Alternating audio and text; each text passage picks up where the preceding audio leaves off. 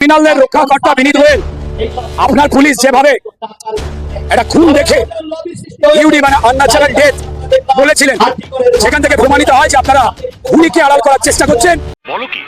আর নয়তো পুলিশের চাকরিতে আপনারা পরিকল্পিতভাবে অযোগ্য। বললাম গ্রেপ্তার করুন, নোটিশ পাঠান। কত দম আছে, পশ্চিমবঙ্গের কত মানুষের নোটিশ পাঠাবেন?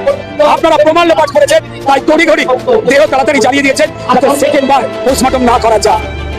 বাথরুম ভেঙেছে পিডাব্লিউডি দিকে রক্তের টান মুছে দেওয়ার জন্য, আর একটা বলির পাঠা জোগাড় করেছেন যাকে বলছেন ফাঁসি দেবেন।